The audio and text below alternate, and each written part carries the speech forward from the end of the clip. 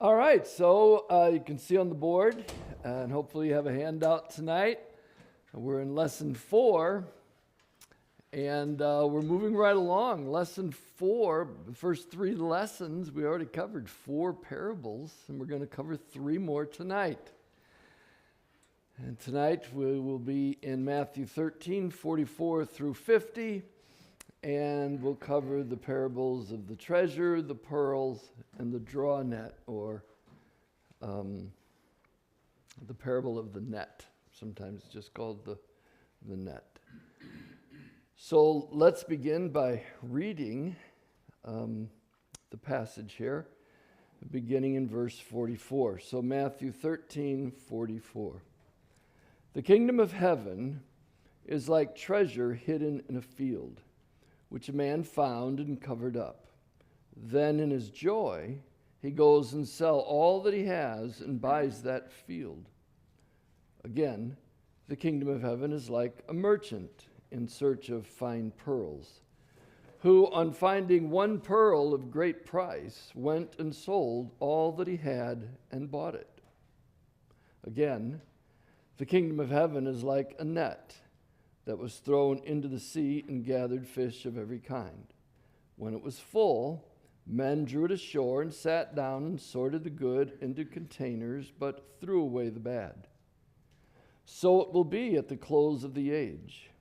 The angels will come out and separate the evil from the righteous and throw them into the fiery furnace. In that place there will be weeping and gnashing of teeth. And so the first thing I want to do, and this would be in keeping with one of the guidelines, it's always to remember the context, okay? So we want to remember the context. And I want to go back to the broader context, the bigger context of the parables. First of all, remember that most of the parables are prefaced by the words, the kingdom of heaven is like. The kingdom of heaven is like something. Now, we know there's not really a difference between kingdom of heaven and kingdom of God. In the scriptures, they're the same thing. And I'm just kind of, bottom lining it. When we talk about the kingdom of God or the kingdom of heaven, we're talking about the sovereign rule and reign of God, primarily over the hearts and lives of his people. It's the spiritual reign of God. He's sovereign. Sovereign over salvation, sovereign over sanctification. He's sovereign over everything. In his kingdom, he is the king. And sometimes the king is God the Father, sometimes the king is Christ, but he is the king. And in his kingdom, he has sovereign rule. He reigns over his kingdom. And in a kingdom, there are subjects. And the kingdom of heaven is like the subject, the king, his rule, the subjects, all within his kingdom. And so we should keep that in mind when we think about the parables. They're often framed that way. The kingdom of heaven is like something.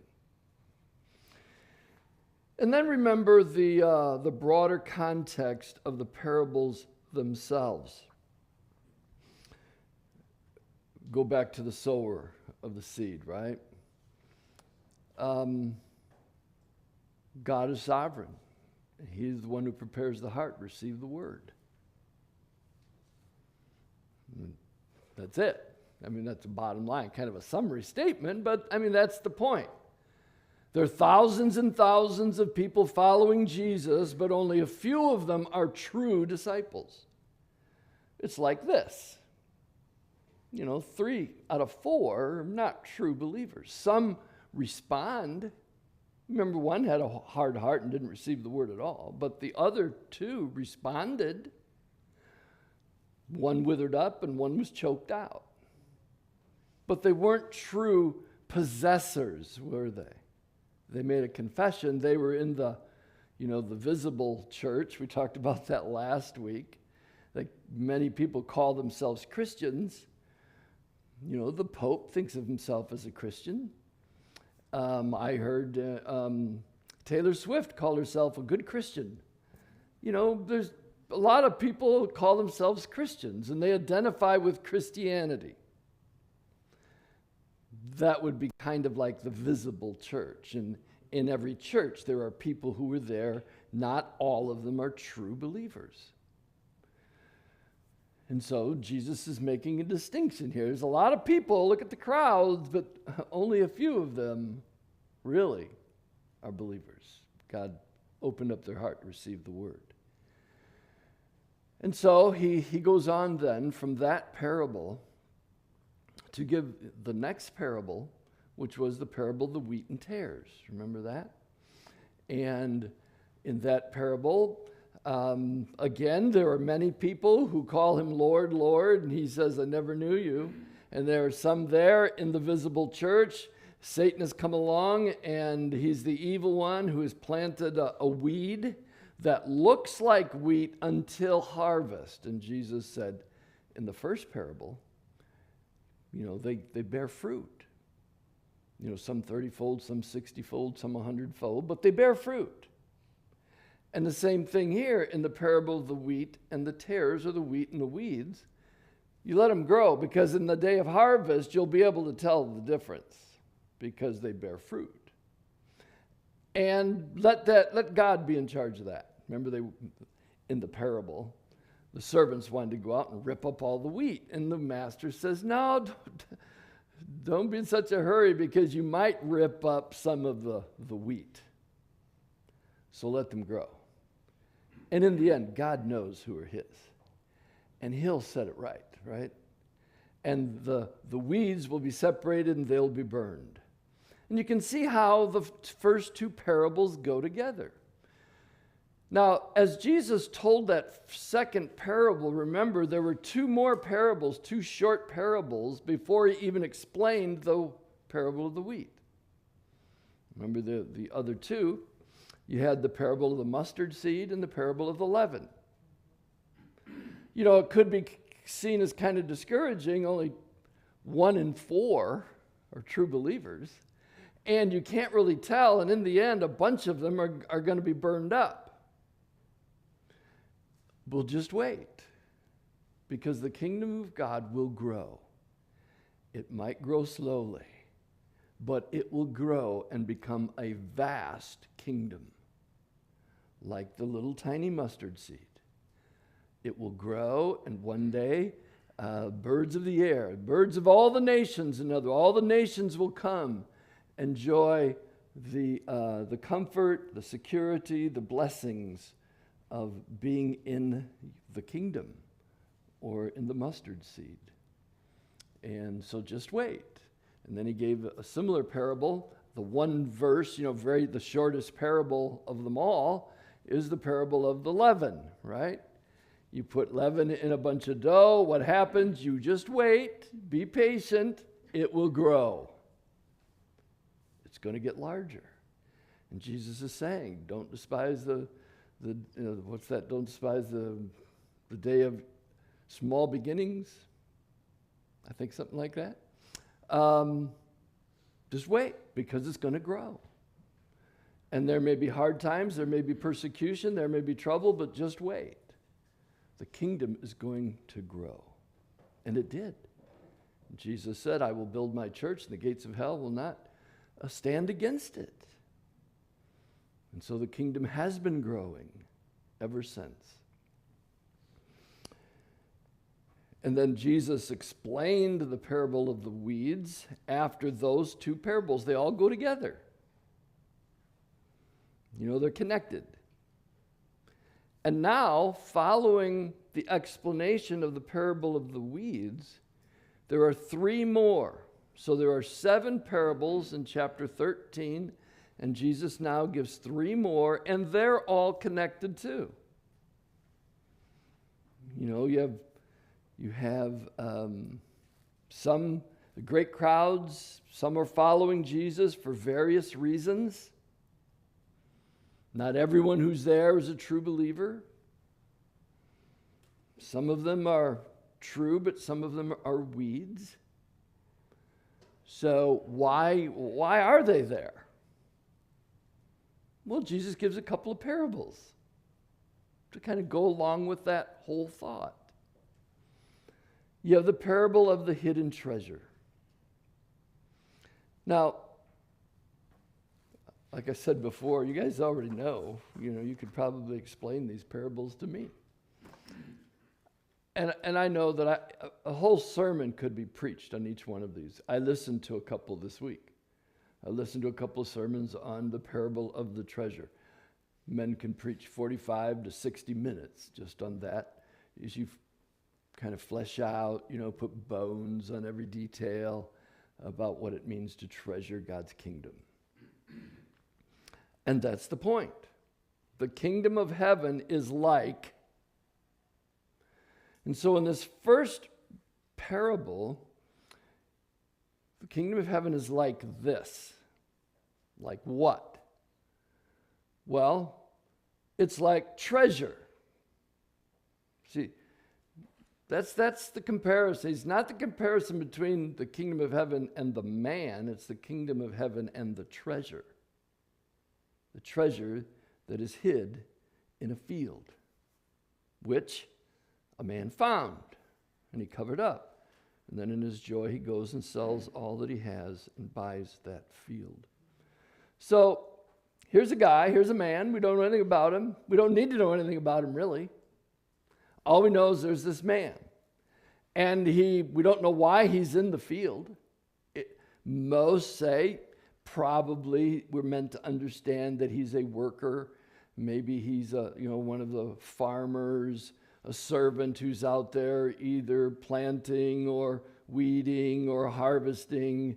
But for some reason, he's out in a field.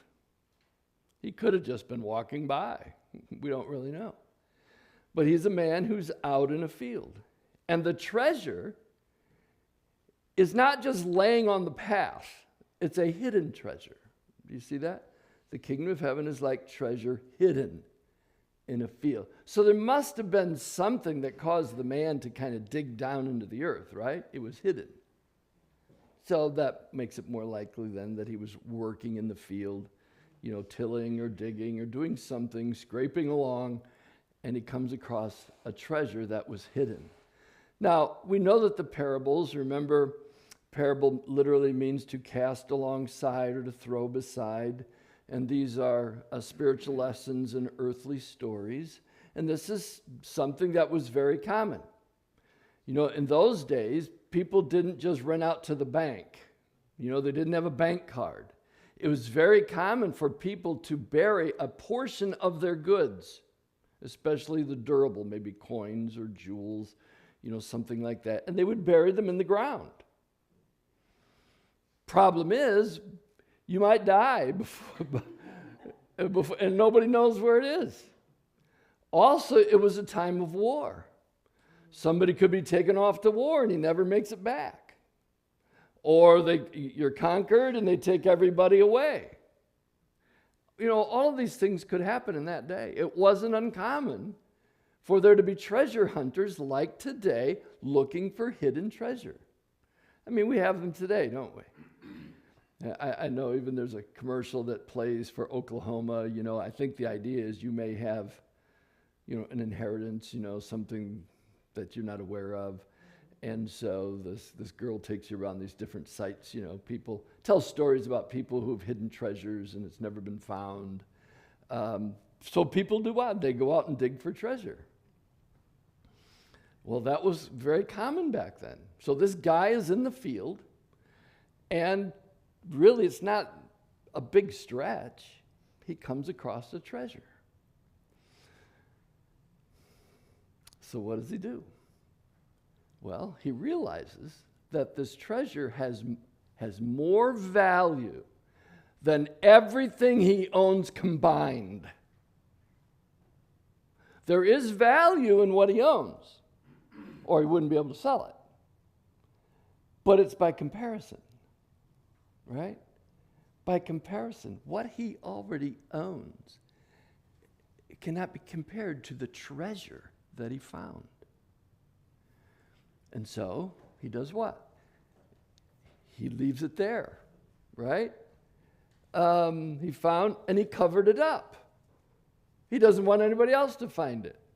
Now, I'm sure you've thought about this before, but there is a sort of an ethical dilemma here, or a supposed ethical dilemma. Do you perceive some kind of an ethical problem here? Paul? Who owns the field? Who owns the field? Yeah. He covers it up because he knows, according to law, anybody who finds a treasure and unearths it, and everyone becomes aware of it, that treasure belongs to the owner of the land. But if you leave it buried and don't drag it out or parade it around, if you just leave it there, you have the right to go and buy the land. So that now you buy the land and you own the treasure. And there's nothing unethical about that. That was allowable. So this guy is just acting on what's allowable. Even if us, in our own culture, our own day, we might say that kind of shady, but it was allowable according to the law. So he does that.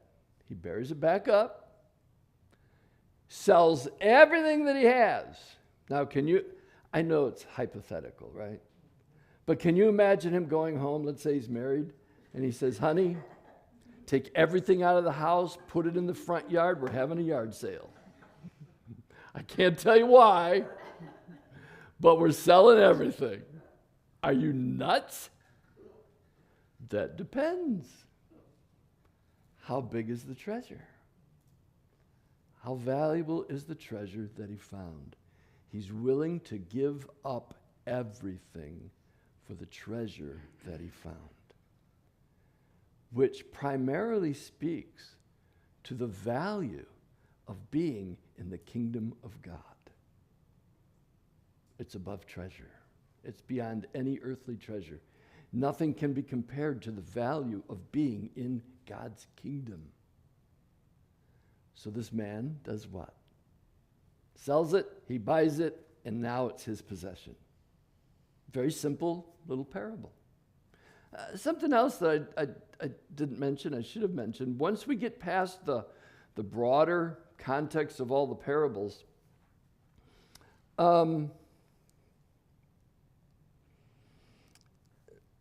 back in verse 36, he left the crowds and went into the house to explain the parable that was spoken in public. Now, Jesus is giving parables in the house. He's no longer out in public giving parables to the crowd. He's giving parables to his disciples. And remember, what are the two purposes for the parables?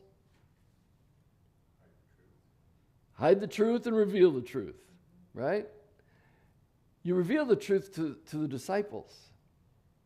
He says, to you has been granted to understand these things, but to them it's not.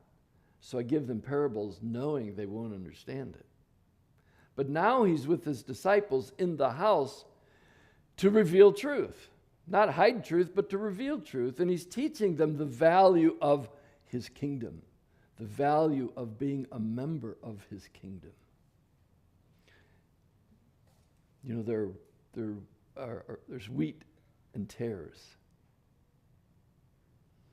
You know, there's 3 out of 4 didn't receive the word. There's value, inestimable value to being a member of his kingdom. The second parable is very similar. And again, the kingdom of heaven is like a merchant in search of fine pearls. Now, let me just stop there and mention something. There is a huge difference between the two. The first man, he stumbles across it. He wasn't looking for it. He stumbled across it. Didn't know it was there, didn't know it was valuable, had no idea. And he's going along, and all of a sudden, he discovers a treasure. This man is looking for the pearls. He's searching the pearls. He's seeking for them. So if we were just stop for a moment here, lest I forget, some people fall into these two categories. There are some people who come into the kingdom of God not even looking for it. And there are others who are searching, longing, they want to find some meaning, something of value that they can live for. And God reveals himself to them.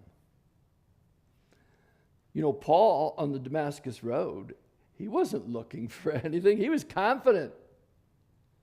He's doing the right thing. He's glorifying God. And all of a sudden, God reveals himself to him. And there are others, like the Ethiopian eunuch. He's looking. He's searching. Lydia was searching.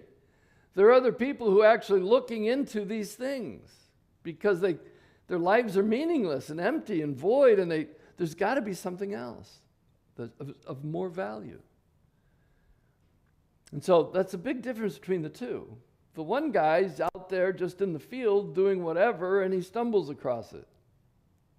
Maybe some of you have that testimony, even in a small group. You weren't looking for anything, and all of a sudden God just dropped something right in your lap. A friend or someone spoke something to you. You listened to a sermon. You heard something on the radio. Whatever it was. Something happened in your life, and you discovered something that you didn't even know was valuable. Others, you had this great searching going on, longing, looking. What is the meaning of life? What is this about? Let me look into this. And in searching and looking, God opened your eyes, and you discovered the kingdom of God. It can happen either way because it's his kingdom. He is the Lord of the kingdom. And so here's a guy, Jesus says, again, the kingdom of heaven is like a merchant. So this is a guy who deals in pearls, right? That's his job. That's what he does. He's a pearl merchant. And he's in search of fine pearls. This guy's not satisfied with just your run-of-the-mill pearls. Now, in that day, I suppose like today, although a lot of people, own pearls. Of course, you have the fake ones, you have the cultured ones, and then you have the real pearls, but then you have the really good pearls. And in that day, great pearls came either from the Persian Gulf or from India, from what I read. Didn't know that. But anyway, they came from certain places. And this guy is not satisfied with the run-of-the-mill pearls. He's a merchant. He's probably dealt with them enough. He is in search of the finest, the purest, the best pearls. He is searching for it. And lo and behold, he finds one, who on finding one pearl of great value went and sold all that he had and bought it. Again, this seems kind of crazy, but it just depends. He sold everything, had some value, but not to be compared to the value of what he found. And again, Jesus is saying, just think, consider, ponder, realize the value of being in his kingdom. Not everyone is. But do you value being in his kingdom? He's saying this to his disciples. He's not saying this to the crowds at large, but to his disciples. Do you realize what you have? Whether you're a guy who stumbles upon it out in the field, who will sell everything, or you've been searching for it, like the pearl merchant who sells everything that he has, you have something of great value. That's kind of the big idea here, kind of the main point. He goes on. Again, the kingdom of heaven is like a net that was thrown into the sea and gathered fish of every kind. You know, there are different kinds of nets. You know, someone goes out fishing and they have a little fishing net, you know, a little loop with the net, and they scoop up the fish they've caught. But this is a different kind of net. This is a draw net. This is the kind that you cast behind a boat. Sometimes between two boats, they would be working in coordination with one another. They'd have this great net, and they would just drag everything into the net. Sometimes it could be cast behind a single large boat, and it would be pulled through the water. You know, it would drag into the net whatever it could. Now, you're going to catch everything, right? It's not all going to be keepers. And so that's kind of the point here. They threw a net into the sea, and they gathered fish of every kind. When it was full, men drew it ashore and sat down and sorted the good into containers, but threw away the bad. And now Jesus, without indicating it, he's explaining this to us. So it will be at the close of the age. The angels will come out and separate the evil from the righteous and throw them into the fiery furnace. And in that place there will be weeping and gnashing of teeth. The net goes out. You could call this a number of things. The gospel net goes out. The call goes out. All kinds of fish, all kinds of people are drawn in. Many are called, but few are chosen. You get some of every tongue, every tribe, every nation. All kinds of fish are brought into the net, but they're not all good fish. So when they go to shore, what do? They throw out the bad and they throw the good into a bucket. That's what they're doing. And Jesus said, the kingdom is like this. And so it will be on the day of judgment. Now, this ties in with, it's inescapable that this ties in with the parable of the weeds. Look at verse 40, I believe. Just as the weeds are gathered and burned with fire. And look at verse 49. So it will be at the end of the age. Jesus said in verse 40, so will it be at the close of the age. And here, so it will be at the close of the age. And the angels will come out and separate evil from the righteous. Verse 41, the Son of Man will send his angels, and they will gather out of his kingdom all causes of sin and lawbreakers and throw them into a fiery furnace. That place there will be weeping and gnashing of teeth. Verse 50, in that place there will be weeping and gnashing of teeth. There's a repetition, right? So there's a natural tie-in. He's saying the same thing using a different parable. That on the great day of judgment, God will separate between the righteous and the evil. And even though they all look the same right now, God knows the difference. And for those who are truly in the kingdom, they understand the value, the inestimable value of being a member of God's kingdom. And on the day of judgment, God knows, who is who. And so he goes back to the theme, finishes up here with this, and it all ties all of these together. If you go back to the parable of the sower and start moving forward, all 7 parables go together. They tie together. There's like connective tissue between all 7. And it concludes with this. There's coming a day of judgment. And many think, the question, I think William Hendrickson asked this question in his commentary. So why does Jesus end with this parable? Why does he tell him this parable right now? Probably. You don't know who's in the kingdom of God and who's not. You don't know who will be drawn into the net. But a day of judgment is coming.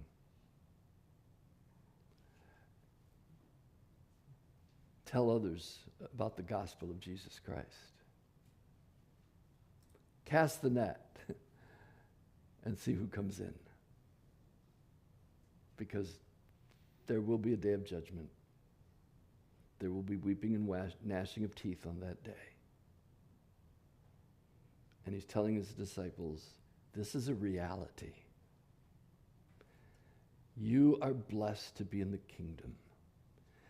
And you don't know. It may be someone in a field. It may be someone, a pearl merchant. It may be anyone. So tell them about me. Tell them about the kingdom of God. So that they too can escape the judgment. It's all in God's hands, of course. He is the sovereign of the kingdom. But we don't know, do we? And so it's our job to warn others that judgment is coming.